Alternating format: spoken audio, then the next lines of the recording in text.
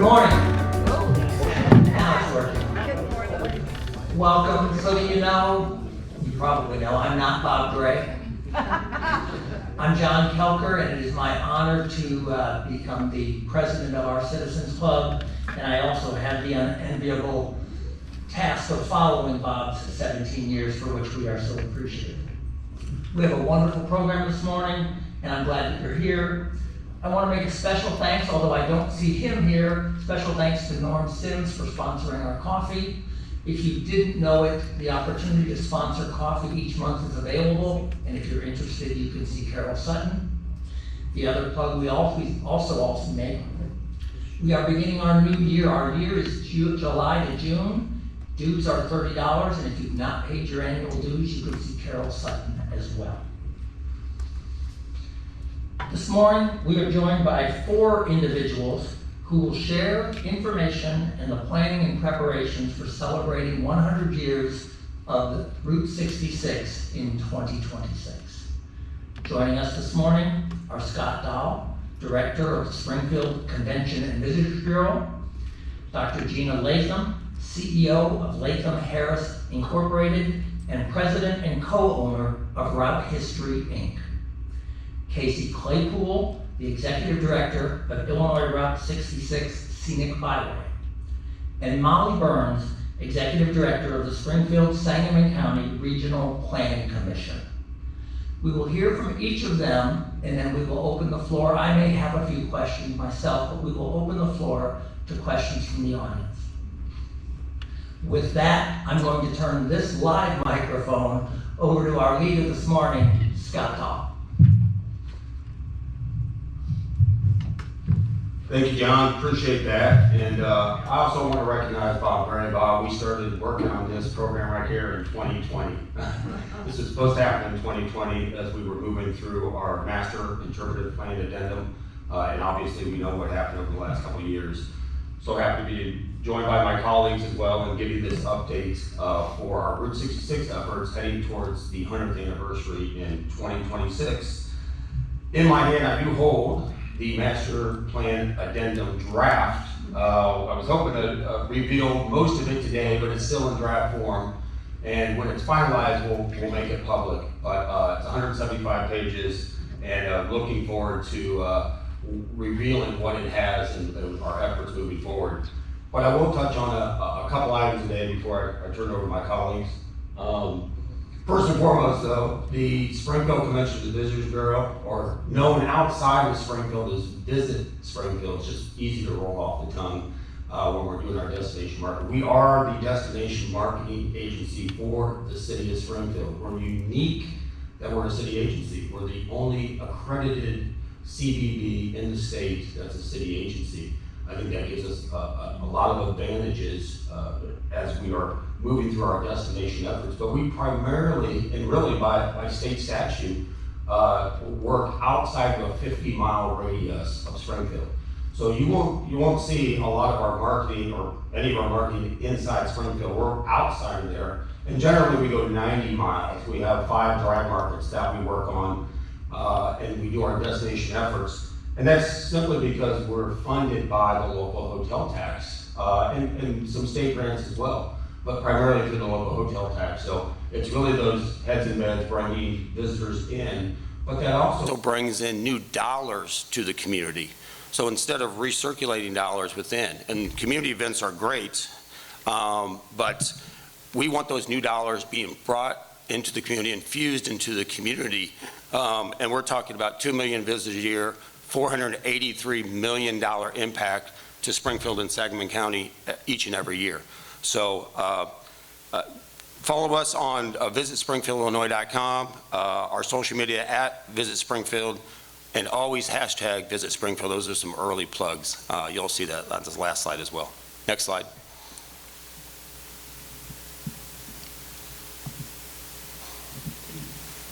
When we're talking about Route 66, I know that we're going to cover the entire route down the road here, but when we're talking about Route 66 in Springfield, established in 1926, it's always served as an important transportation artery for the city of Springfield. And I just wanted to show you this map here. when you take a look from the north, and that's entering from Sherman, Peoria Road, there have been many alignments through the years.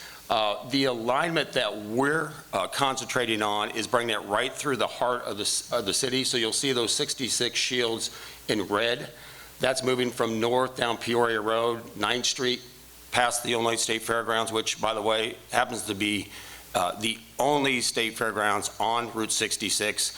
Tulsa might tell us a little bit different. They have a small corner on 66. I'm not sure I'm counting that, but whatever the case, we'll get to more of that later. But down through 9th Street, and then it took a couple arteries here, but it comes out the south side of Springfield, Route 4, and moves through Chatham, which eventually ends up the Auburn area and Brick 66. But I think what's interesting is this Dirksen Parkway bypass. 1944, 1977, for 37 years was Route 66, this bypass. It sometimes gets forgotten. And we're going to re-sign it, working with the Illinois Route 66 Scenic Byway, and really bring it back to its glory, because it needs to be represented, and it hasn't been through the years, and we're looking forward, heading towards the 100th anniversary to do that. It's an important bypass for us. There's a lot of businesses that we need to recognize. So that just gives you a layout of where we're at and what businesses fall between that. Next slide.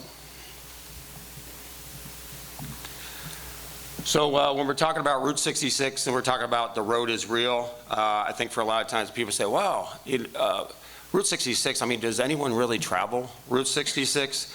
I think the 100th anniversary, the Centennial coming up in 2026, has put a new light on that. In 2018, the Illinois Route 66 Centennial Commission was established by the state. Representative Butler, a big part of that as well, so thank you. There's also federal efforts to designate Route 66 as a national historic trail. We're behind the scenes on those efforts, working with the Road Ahead Partnership to make that happen, the Illinois Route 66 Scenic Byway as well, to make those happen. And we want Springfield to be a center part of that, a hub, not only a hub for Illinois, but certainly a hub for the nation.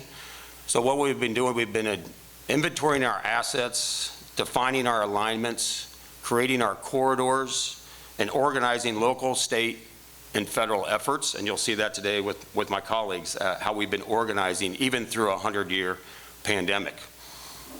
Thanks to Senator Doris Turner, the SCVB, Visit Springfield, received a $1.1 million state grant in May of this year for improvements to Route 66 efforts heading towards the Centennial. Two major projects, the Illinois State Fairgrounds Experience, which we'll hear about later, and then the Route History Metaverse, which Dr. Lathan will talk about a little bit later, funds those two programs $1.1 million, and there's more of that to come as well. And then in the Visit Springfield FY23 budget, we have $200,000 set aside for Route 66 projects that are identified in the Master Interpretive Plan, which again, we have in our hand. That'll be finalized. Remember, the city's fiscal year runs March 1st through February the 29th, so we have plenty of time to still implement the master plan with the projects that we need to do. Next slide. So who's coming and who's traveling the route? Well, we know that in 2019 through our visitor center, which by chance is located, if you haven't been there, on the first floor of the Lincoln Herndon Law Offices on the old State Capitol Plaza, we saw nearly 20,000 visitors move through the visitor center, 50 states, 75 countries represented, and we asked them, why are you here? And we have two things: Abraham Lincoln, Route 66. UK and Germany, primarily Route 66 first. They know about Lincoln, but they love Route 66. And so dating back to 2018, and I'll digress just a minute, because in 2018, 2 months after being in the position as director, the Sunrise Donut sign came up for auction. Mayor Lingfelder called me. He says, "You think we should buy this?" I was like, I was hoping you were going to call me, because we should buy this. And sure enough, we purchased the Sunrise Donut sign, A-Sign Company, which has been a great partner of ours, refurbished the sign at their cost. Half sits at the A-Sign Museum, and the other half is at Motorheads in the Motor Dome. But I really think that spurred and revitalized our Route 66 efforts. We've always, for 21 years, we've had the International Route 66 Mother Road Fest, and that has really been our catalyst and pinnacle of what we've been doing for our efforts. But I think this spurred a revitalization, having that sign and showing, moving towards the 100th anniversary on what we can do. And I know that it was somewhat controversial, us spending $22,000 for a sign, but it was included this summer program in the Illinois Office of Tourism's summer campaign, a $30 million campaign, and in the center of it was Jane Lynch and the Sunrise Donut sign. That's worth its weight, certainly worth $22,000. So we know people are coming and traveling for Route 66, and we're going to capitalize on that. Next slide, please. So where are we at today, and why are visitors coming through Springfield for Route 66? Well, here's some photos right here, and I'll just move through the route history for sure. Gina, what you've done at route history and what you guys have done there has been amazing. Mahan's gas station at Fulgenzi's Pizza right there across from the fairgrounds as well. People stop there. Great Instagrammable moment. The Maid-Rite. When we're talking about Route 66, we're talking about our Route 66 community. Maid-Rite's one of them. Sam at Maid-Rite, look at that photo. You pull through there, the nation's first drive-through eatery right here in Springfield. Sam pulls in just like he was. That's an old caboose, by the way. If you haven't been to the Maid-Rite, stop in there. It's like stepping back in time. You pull through there, Sam greets you. It's really special, and what an experience. Motorheads, one of our newer Route 66 attractions for sure. Certainly what Ron Metzger has done out there has been incredible, and it's really our southern anchor as we look for our efforts. I talked about the Mother Road Festival. That in its own is each year we're known internationally for that festival. The Route 66 Drive-In, Cozy Dog, we can't forget Cozy Dog. I mean, the original hot dog on a stick, right? Right here in Springfield. That's where it's evolved. Cozy Dog, people come from internationally to see that. I mentioned the Brick 66, Sangamon Brewing in Chatham, that's fairly new, but they have a lot of neon signs. And talking about neon signs, the A-Sign Company's Sign Museum. If you haven't been to the Sign Museum, please do. It's part of our History Comes Alive summer program. You can walk through there, well, you can walk through any time, but certainly for the HCA. But if you haven't been a chance to get through that, it's amazing. Obviously, you'll see the half of the Sunrise Donut sign, but you'll see a lot more of not just Springfield, but certainly Route 66. Do Chili Parlor, people stop for Do Chili. That's on Dirksen Parkway now, and that's, again, part of those efforts on Dirksen Parkway. The Chili Parlor itself. You guys see a theme here on what's up here? A lot of food. Yes, that's right. We have a lot of eateries, a lot of culinary, a lot of food. You will be stuffed if you stopped at each one of these for sure, and that's okay as we move forward. All right, next slide. But what's tomorrow look like? And I think you'll also notice here, not so much food, right? So we got enough food, we got enough eateries right now. We're gonna move towards some other attractions. I won't touch on the experience, obviously. Casey will do that. The Metaverse Green Book experience, Dr. Latham will talk about that as well. I do want to touch on Shay's gas station. You guys remember Shay's? Any hands out there remember Shay's? Bill Shay, what an icon, became legendary internationally as well. There's efforts to revamp that. The current owner is engaged. We have an investor that's engaged. We believe that we can restore that to the original Marathon gas station with a tribute to Bill Shay by 2026, and those efforts are on the way. And I think those will tie in what's going on with the Illinois State Fairgrounds. The giant slide, that's been in the news lately. Everyone see the giant slide? That's right, Doug Knight bought it, so it's locally owned now. The city is providing $30,000 a year to have it open, not just for the 10 days of the state fair, but on Saturdays through the summer, May through August, or the last day of the state fair. I did not think that the Route 66 shield would be on there for this year's fair. It's not on there yet. I thought we were going to wait till spring of '23. but word is that it's going to be on for the State Fair, and we'll be able to slide down 66. That will be an international campaign, by the way, for the next 4 years. Visitors will want to stop by Springfield, stay the night, and slide down 66. It'll be one of the top 5 experiences on Route 66, and we're so excited to have that here and have Doug Knight own it and to be able to do that. You can see here, there's a concept of it right there. It looks pretty cool. It's going to be fun. And then in the master interpretive plan, the addendum is Carpenter Park Trail. If you guys haven't been to Carpenter Park Trail, that was the original Route 66, ran right through Carpenter Park Trail there, right through the old iron bridge, right across it. And so we'll talk with the Springfield Park District. We'll be in negotiations with them and revitalize that area, because that'd be an experience or a stop where you can walk on some of the oldest pavement, Route 66 pavement in Illinois, and have that experience where you go right down to the old iron bridge, maybe have an observation deck down there, and really make that one of the first stops in the experiences when you're coming through Springfield, and staying the night and looking at all the others. And then last but not least, Happy Hollow. That's going to tie in to the Gate 2, the Giant Slide, and then Happy Hollow, that area there, we know that it needs the drainage work completed. We know that it needs repaved, but we have a national car show, auto show, that wants to sign 5 years. It'd be similar to Bloomington Gold. Anyone remember Bloomington Gold in those years in the 90s? How big that was. We have a national auto show that wants to be here in Springfield. They want to be in Happy Hollow. And so we're so thankful for the Illinois State Fairgrounds looking to put that into their new master plan as well, because those 3 tie in. That's a trifecta where we have Gate 2, the Giant Slide, and we have Happy Hollow together that we can bring in these national auto shows. And I think we can be the auto show capital of Illinois, and certainly the Midwest as well. So excited to see what happens at Happy Hollow and with our work with the Illinois State Fairgrounds. With that, next slide, please. With that, I think I'm out of time. I might have went over my time a little bit. I'll turn it over to my colleagues as well. But once again, visit springfieldillinois.com for our website, at Visit Springfield, social media, Facebook, Instagram. Please follow us, and always hashtag Visit Springfield whenever you're at the sites. Thank you very much, and I will turn it over to Casey Claypool, the Executive Director for the Illinois Route 66 Scenic Byway. Thanks. Thank you, Scott. Can you guys hear me?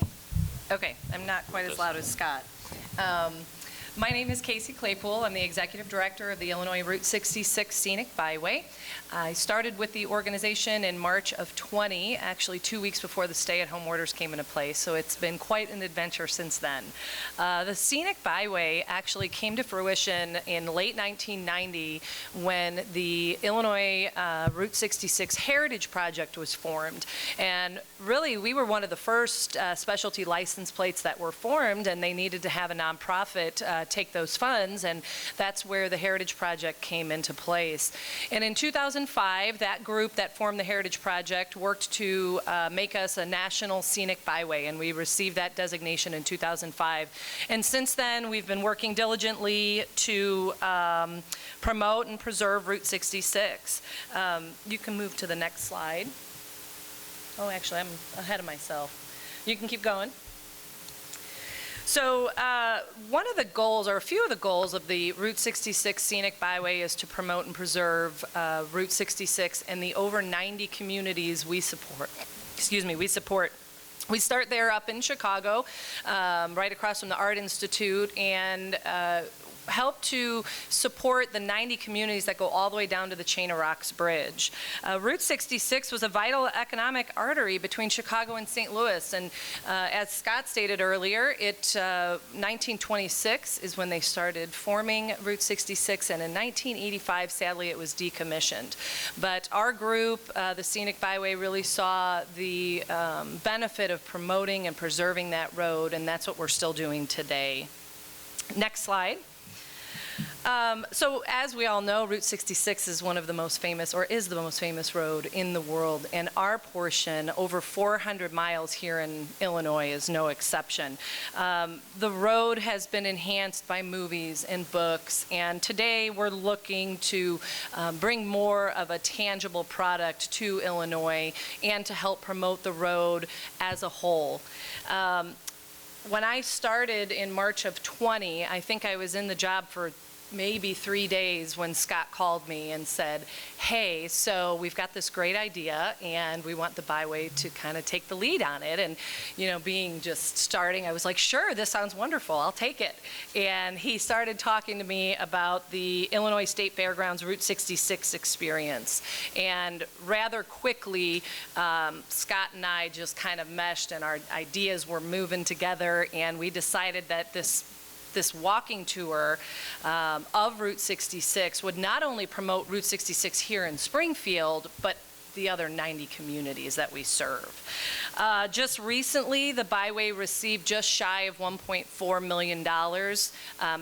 800 of it came, 875 came from Visit Springfield, and then the Byway received $500,000 directly to be used there at the fairgrounds. Next slide, please. As Scott stated, we're the only state fairgrounds on Route 66, and I say that very confidently. Inside of Gate 2, which is the busiest pedestrian corner there on the corner of Route 66 and Sangamon Avenue, you'll see the blue outline here. This is the plot of land that the state fairgrounds has given over to the Byway to turn into a Route 66 walking experience. And we have signed a 10-year contract with them with plans to, you know, renew that each year. And this area's, we're working to not only bring another destination here to Springfield, but to spark interest in the road so people see, okay, wow, I had no idea there was all of that out there. I need to go out there and I need to explore it some more.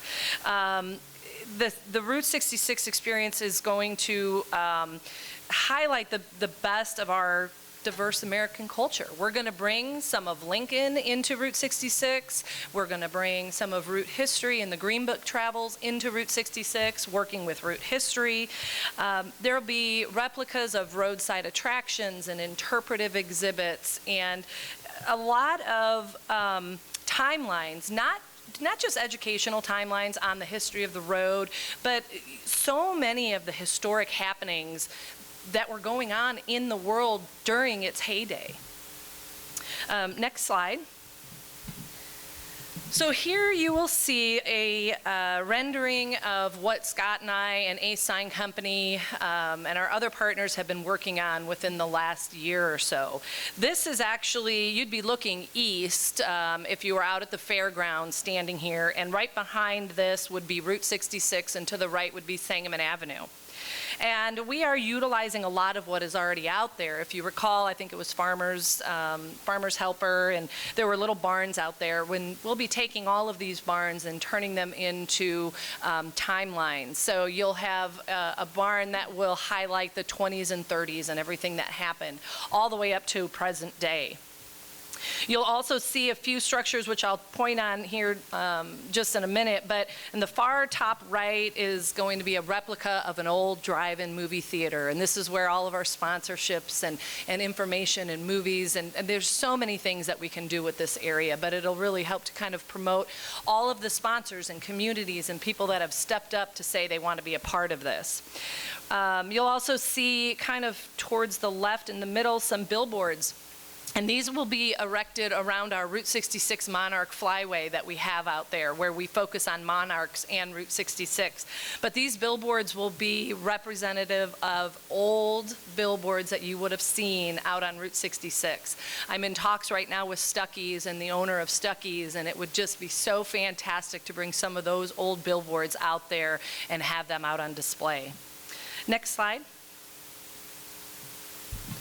This is a day and night image, and we have found 4 neons that had been lost to history, meaning they were torn down, nobody saved them, they're not on display at motorheads, and we've been working very closely with Ace Sign Company to replicate this Legends Neon Park and these neons.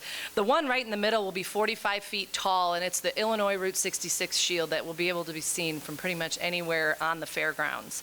Right in the front, so for the fair this year, you should see the Illinois Route 66 shield, and then the Abraham Lincoln Motel neon, which is right in the front, will also be visible at State Fair time.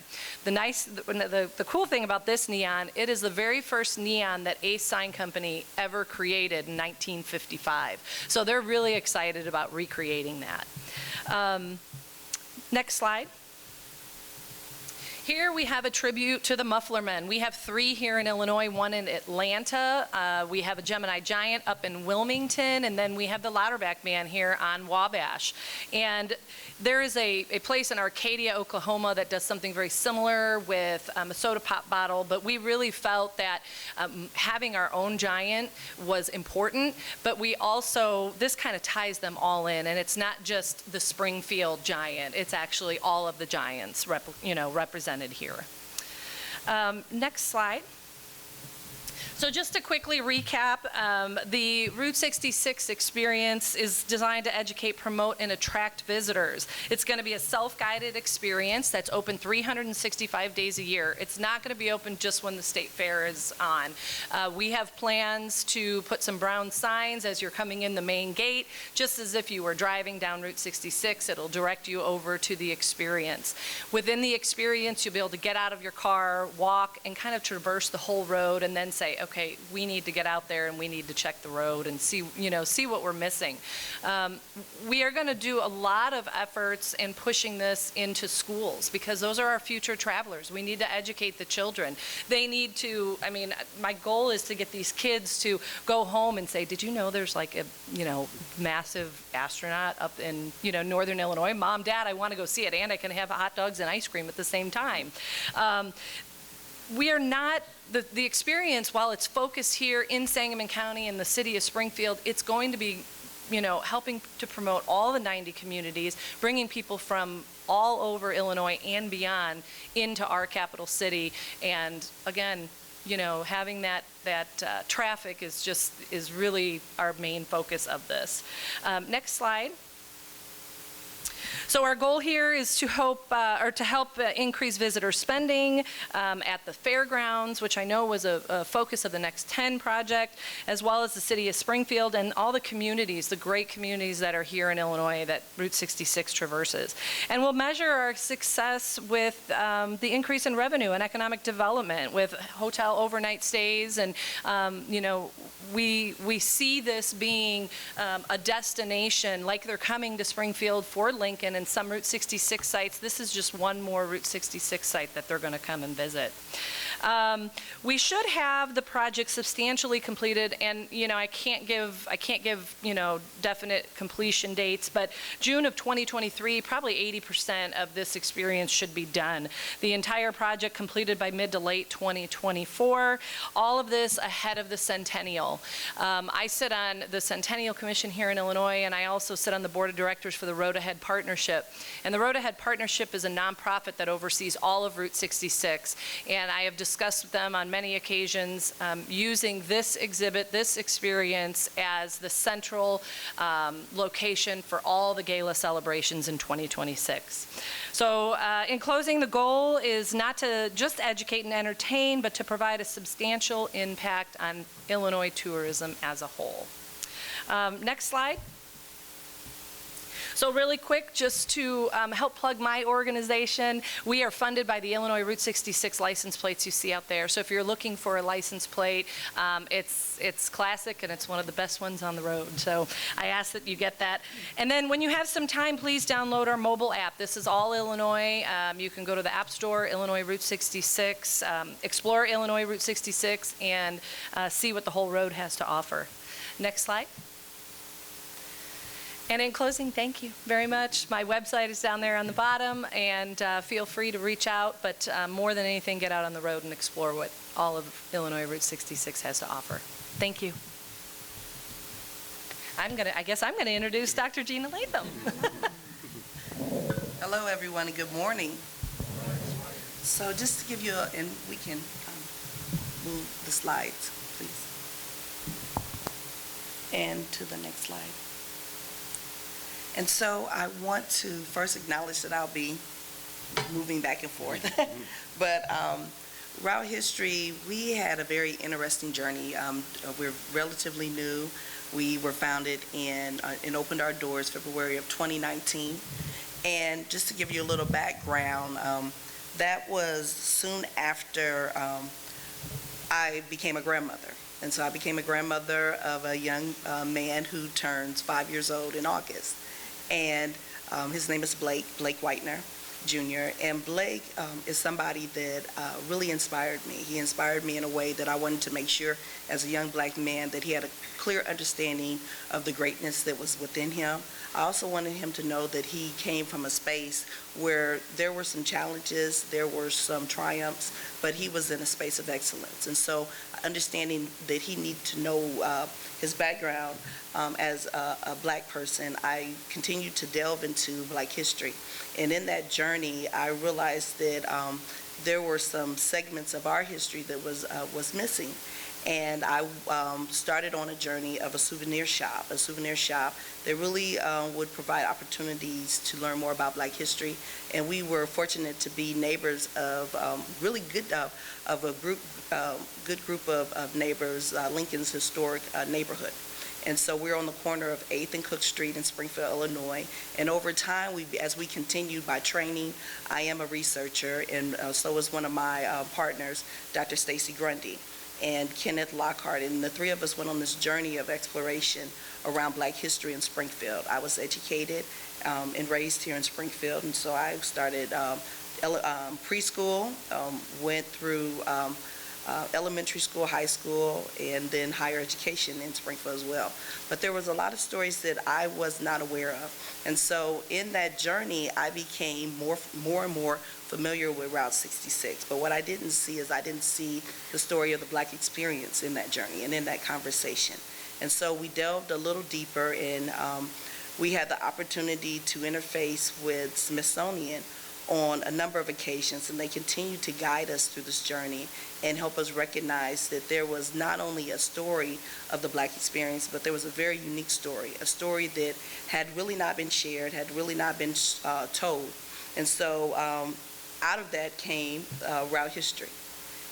So at this point in time, we are the only attraction in the state as well as the United States that truly tells the full black experience along Route 66. It's a story of tragedy, it's a story of resiliency, but it's also a story of excellence. It's rooted in black businesses, in ensuring the economic viabilities of their communities, but also providing those businesses, providing a safe space for the black traveler. We hear the songs, we hear the stories of get your kicks on Route 66, but that was not necessarily the experience of the black traveler. It wasn't a get your kicks, but it was a travel of survival. It was a travel of moving, wanting more, and moving from the south to the north to provide for your family, for their families, and to have a better life, increase their worldview, and have new and greater experiences. But along that travel, there were sundown towns that made sure that people had to be in and out before it was dark. There was Jim Crow, where even if you performed, even if you worked, you couldn't stay in those hotels. You couldn't eat and walk through the front doors. But there were also those black businesses that were not only making sure that there were goods and services and products, but there were those black businesses that made sure that when someone got off a train, or when someone pulled over off of Route 66, they had a safe place to have opportunities to access the goods and services. And so we are, as I said before, we're conveniently located next to our neighbors in Lincoln's historic home, but we're also between two alignments of Route 66. Next slide, please. And so we know that a lot of times, and we live in a life of such convenience. I actually, Scott and I talked, I had a trip scheduled this morning, and I should have been on my plane on my way to Charlotte, North Carolina right now. So I was able to just call, make changes, go online, make changes, and move my trip to later on today. And it wasn't a trip thought about by what's the best way for me to get there or the best road to travel, but it was really a trip of a necessity, but also luxury. This map shows the alignments in terms of the Great Migration. And if we look, and even if I could tell my own story, a part of my story, my father's family, my father had 13 siblings, and his mother, she had over 6 siblings. And so we came from Mississippi. And so we traveled from Mississippi up north and landing in the state of Illinois. It wasn't the thought, even though we live in a great state, Springfield's a great city, we didn't think about, those travels were not thought about how great Illinois was. But it was that road that was able to quickly move us from the south all the way north. And so on that journey, a significant amount of my family, and my father was raised in southern Illinois. He was raised in a small town, Hodges Park, which is, if you can believe it, is the country of Cairo. And so right now, I still have family there, and there are about 50 individuals who live in in Hodges Park right now. And so they settled in that area, and they traveled that road. And then over time, there was a decision that a group of them were going to leave. And so they moved, and they came up, and then they settled in Springfield. And the thought was not to stay in Springfield, but it would be a stopping point. But life happens, and this just did not happen on our journey, but this was also a journey of many travelers. You get a job, you fall in love, you raise your family, you buy a home, and you settle and stay. And so now we have family in southern Illinois, we have family in central Illinois, but then there was a group that decided they wanted to go a step further, and so they got on Route 66, and they journeyed to Chicago. And so we have a significant amount of our family who reside in the Chicago area. And the reason that I share that is because that is a true story of the migration. And so when we think about those attractions along Route 66, we think about the tourist homes. We think about many of those tourist homes, especially when I was working with the Smithsonian, they shared with me, they were listed in the Green Book. Springfield had a significant amount of tourist homes, and many of those homes are still up and standing. Families reside in them. They don't know the historic value and the contribution that those homes paid to the traveler, but they are still very viable homes here in the city of Springfield. Next slide, please. And so we already went through this slide, so I don't want to use time repeating it, but just understanding the states that Route 66 traveled through. Next slide, please. And so what are we doing at Route History in preparation of the 100th anniversary of Route 66? Well, we were, as many of you in the rest of the world, we were challenged with COVID. And so COVID gave us an opportunity to stop, reflect, and really begin to do a lot more work around preparation for the 100th anniversary. It also allowed us the opportunity to tap into technology and utilize opportunities for smaller group engagement and stepping outside of our traditional space. And so we utilized Zoom. We did quite a few presentations on Zoom around the Route History experience, starting off with the Windows of History. We go back in time and we talk about the foundation of Jim Crow, the significance of the Great Migration, the significance of Black businesses and what they meant along Route 66. We also highlight the Green Book and talk about how though that document was just not a book and a book of resource, but it was the life-saving strategy guide that allowed people to know where they should go, where they shouldn't go, where the places were that they could stay and that were safe. And then it also brings us around, and I always have to recognize my family members who thought I was absolutely crazy, but I wanted to make the road. And so we actually worked together. We created the highway along the road, and we cut, we primed, we painted, we got the signs, and so every state along Route 66 is reflected when you walk into our museum. And another important aspect is we wanted to make sure that we highlighted a lot of the rich history of Springfield.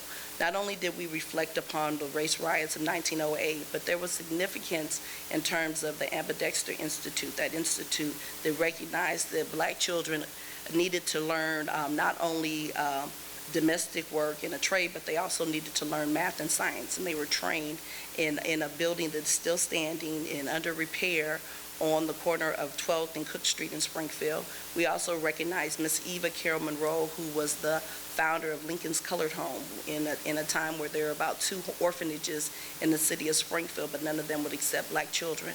And so Miss Eva Carroll Monroe made sure that there was a safe space for not only those Black children, but over time, elderly Black seniors that didn't have anywhere else to go. And so those were significant, just some of the very few significant and rich stories that we were able to share with our visitors along Route 66.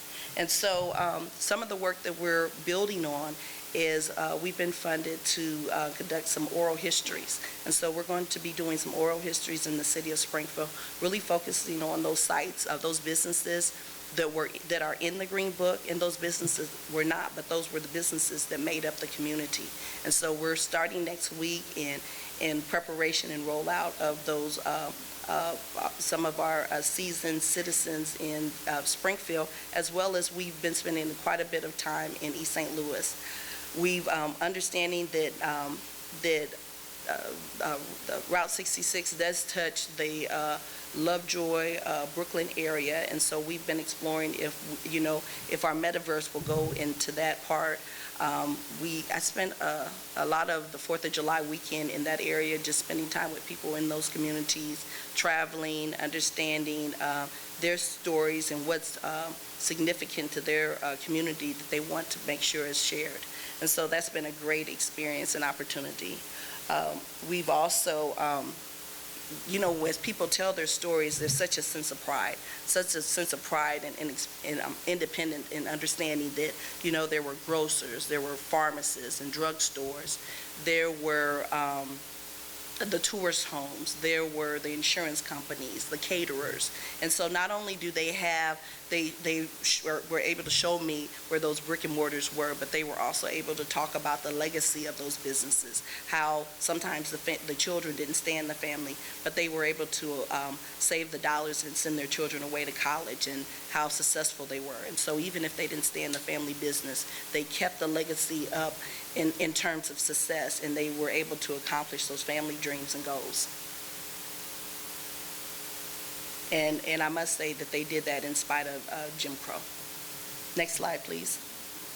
And so I've spoke on a couple occasions around the Green Book, but the actual name is the Negril Motorist Green Book, and it was developed by a mail carrier, Mr. Victor Green, and it was in circulation between 1936 and 1966, and they printed over 15,000 copies, especially during that time period, every year.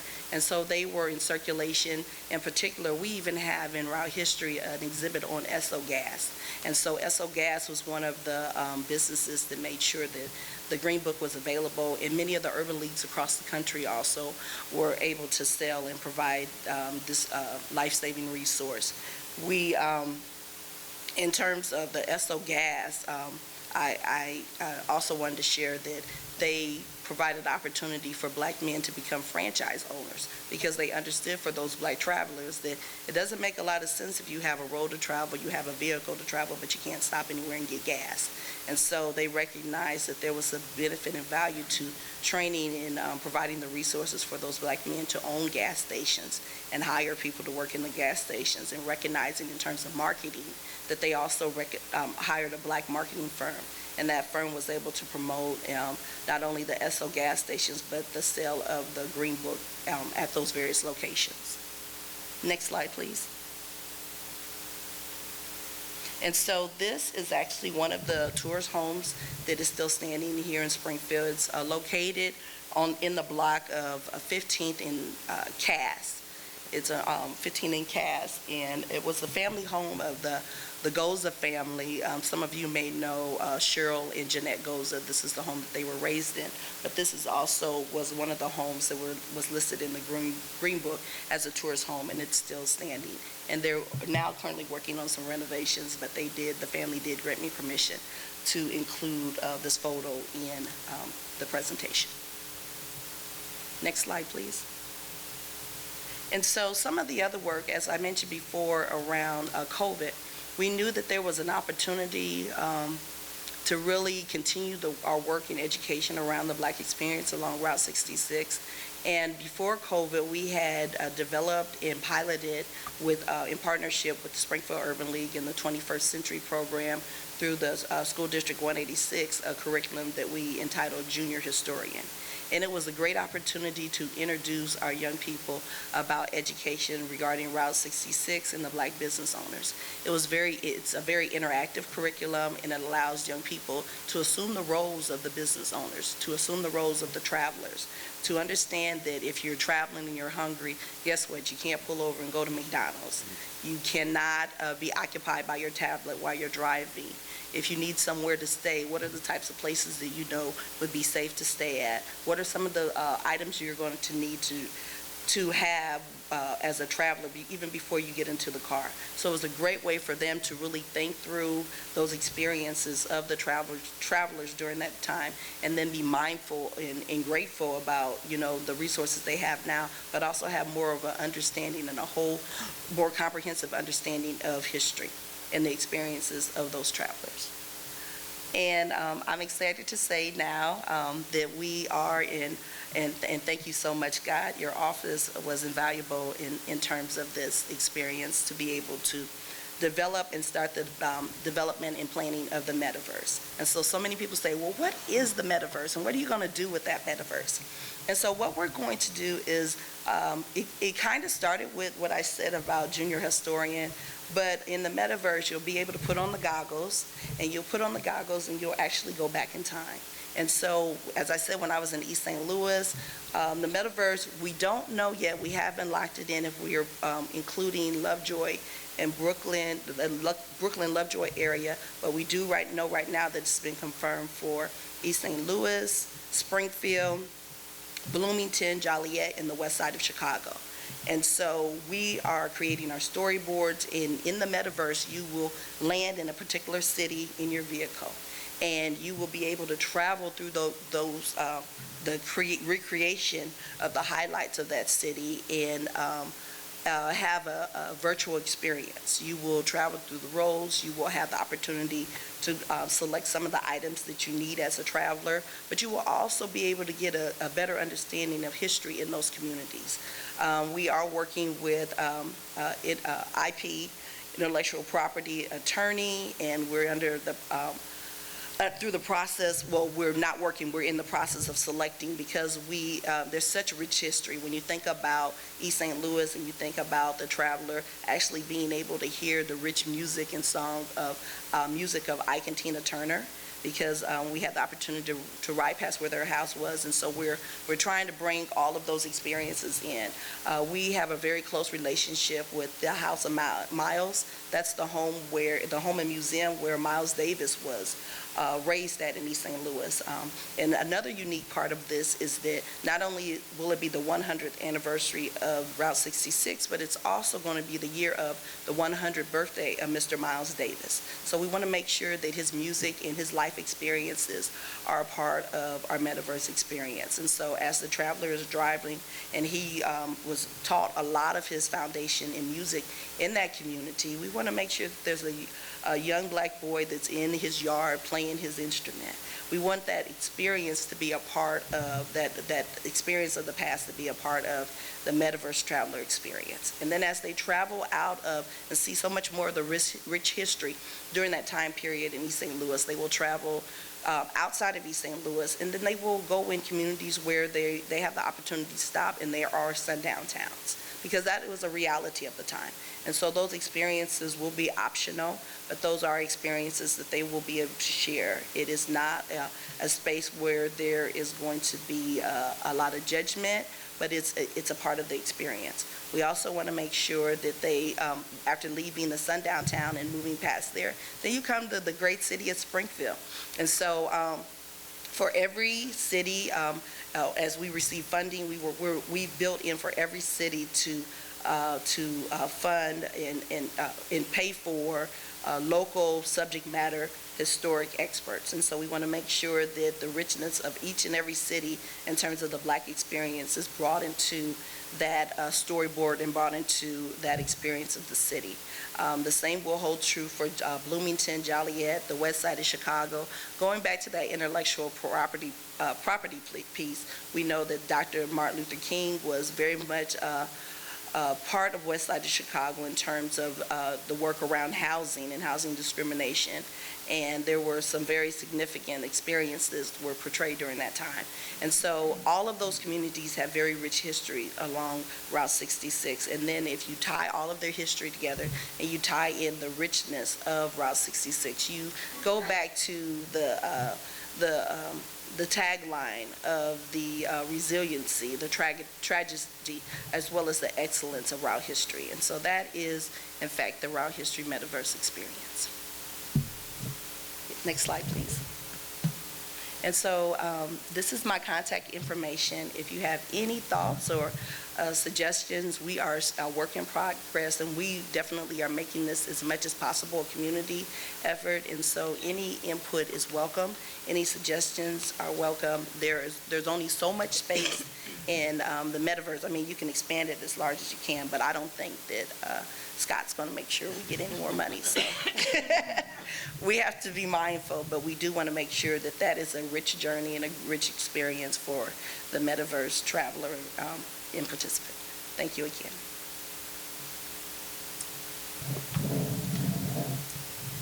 Can everybody hear me? Are we good? Okay. My name is Molly Berns. I'm the Executive Director of the Springfield Sangamon County Regional Planning Commission. And if you would flip to that first slide, please. There you go. First of all, what a hard act to follow. I mean, seriously, Gina has got some stuff going on. Casey is just knocking it out of the park. And Scott, well, Scott, you know, what can I say? So I kind of feel like I'm way, way, way down here. But I do want to talk a little bit about what we do. For those that don't know, we're the joint planning body for Springfield and Sangamon County. We also work with a number of other governmental and private entities to provide planning services. Primarily, our main mission is to promote orderly growth, focused redevelopment, and high quality of life. And you say, what on earth does that have to do with Route 66?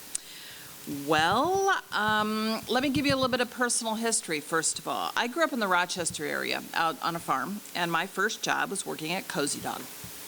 And Ed and Jenny Wallmeyer were personal friends of my parents, and so we spent a lot of time in the original Cozy Dog that, by the way, was shared with Dairy Queen, owned by Bert Tuxhorn, and he and his family also grew up in Rochester, so it was kind of a family thing. On Sunday nights, we would, ironically enough, use Route 66 to drive into Cozy Dog to have dinner.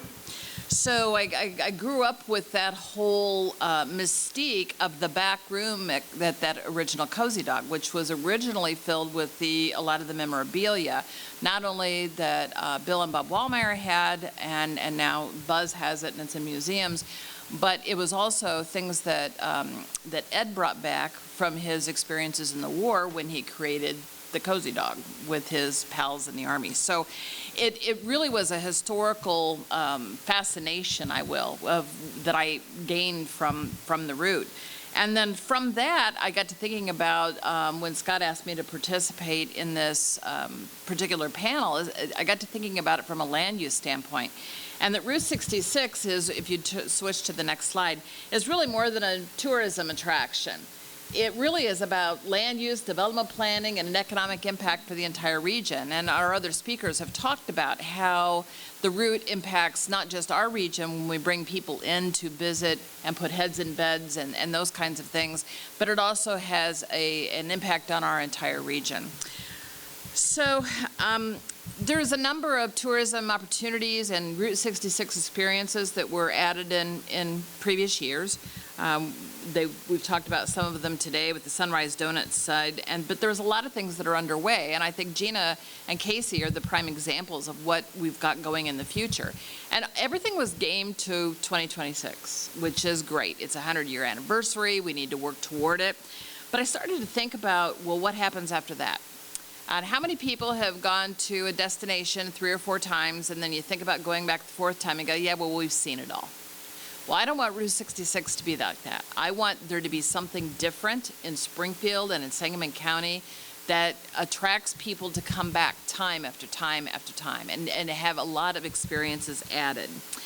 So one of the things I started doing is researching what other communities have done, specifically Tulsa, Oklahoma, and how they built their experiences and how they did it. And they brought together private and public sector people and a funding mechanism, and then government got out of the way. And I thought, wow, what a unique idea. Could we do that in Springfield? And so if you would switch to the next slide, I had an opportunity through IDOT to apply for a grant. And before you go, oh God, another grant for another plan, I agree with that. It is another grant for another plan. However, this one focuses on land use. This is not about strategies. This is about taking the Route 66 corridors that we have in Sangamon County on a countywide basis and figuring out what government needs to do to make the land that borders the Route 66 corridors available and easy for people like this to work together with the private sector and create and keep adding on to those experiences. I mean, let's look at what Casey and Scott are working on at the fairgrounds. That not only impacts Route 66, but think about what that's going to do to state fair attendance. People are going to go to the state fair specifically just to see that experience. And that's what we need to focus on and use the Route 66 experience as a particular tool to be able to do that. We've lost some tourism opportunities. Unfortunately, the Bel Air Motel had to be torn down. But the Springfield Comprehensive Plan has this little thing called special areas. If we work together, government with private sector, and then, as I said, government needs to get out of the way after that. But let's rezone that property, figure out what can go there. Let's create a special district, perhaps be a little bit more loose with the zoning regulations. Take that piece of land and say, okay, private sector, here you go. Here's something on the route. Here's how we develop it, and then government gets the hell out of the way. And that's one of my big mantras about making sure that the private sector has the latitude to develop where they need to develop.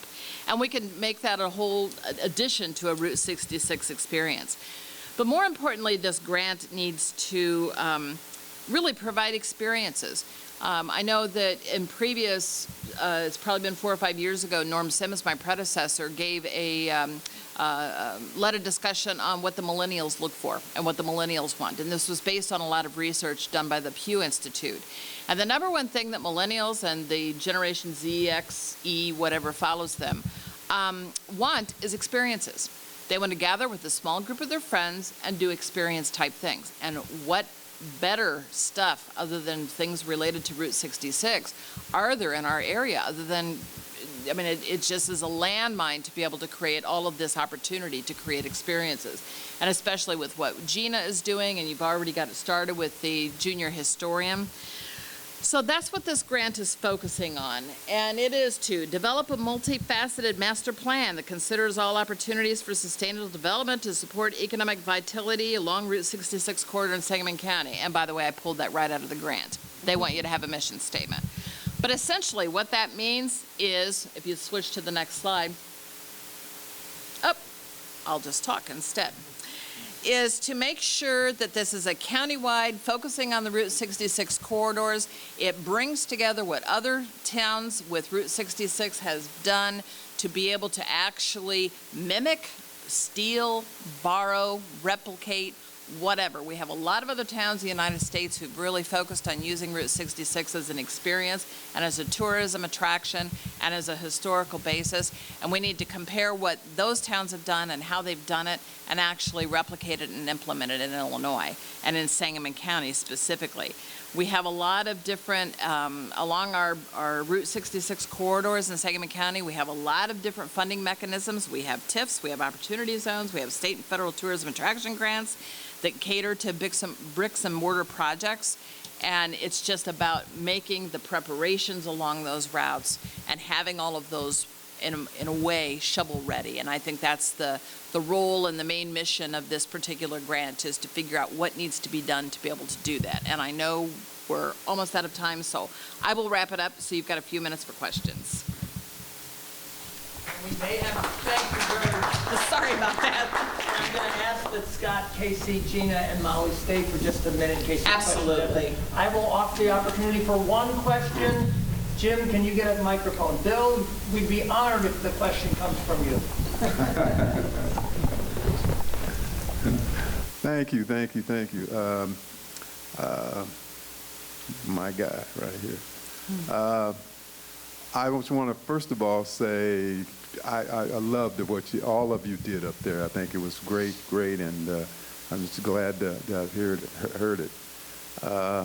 But Nina, this young lady here, I knew her when she was about like that, and I remember when she got a little bit older than that.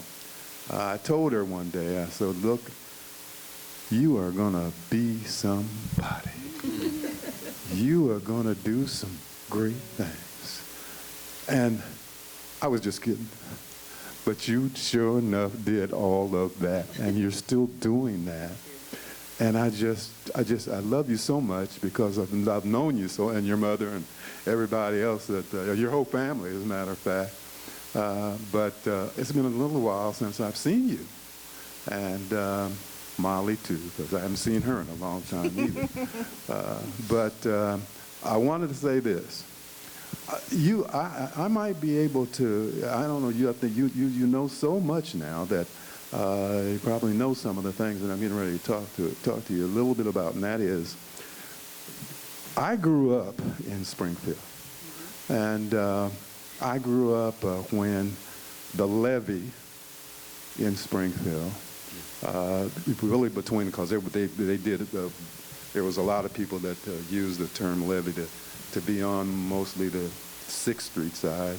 I mean, not 6th Street, 5th Street side. But this one was from about 8th Street to 9th Street.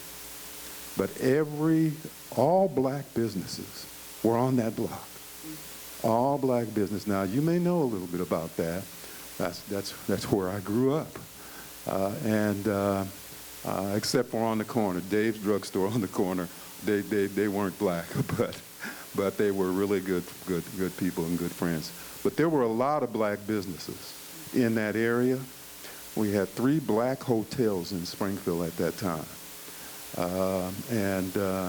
One of them was the Dudley Hotel, which was on 11th Street, right next to where Jack Pettiford and his wife had the tavern, and we had a lot of other businesses that were black businesses along 11th Street, and so that's really great.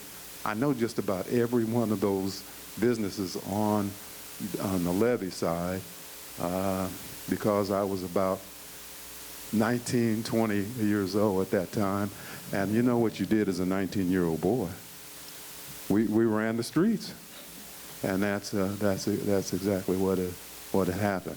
So have you committed to one of our oral histories? Pardon? Have you committed to participating in one of our oral histories? I'd do anything for you. You know that. You know that. But I thank you for everything, and I was going to say, I'd like to talk to you about the levee because I know every business on the levee. Yes. Every business. Yes, I definitely will. It's a great thing, and it's history of Springfield. It is. And I know a lot of people don't even know about it. Yes. where Horace Mann is now, all that block, black, Yes. all of it. But you guys are doing a great thing. Keep it up. Thank you. Thank you. Thank you. We're running late. Obviously, if anybody has questions, our guests will stay for just a couple of minutes. I hope you can join us August 26th. We are working on a program to deal, there's an Illinois constitutional amendment that's coming up on the November ballot, and we're hoping to present information so that our community knows what to think about in terms of our future. With that, thank you very much. Thank you.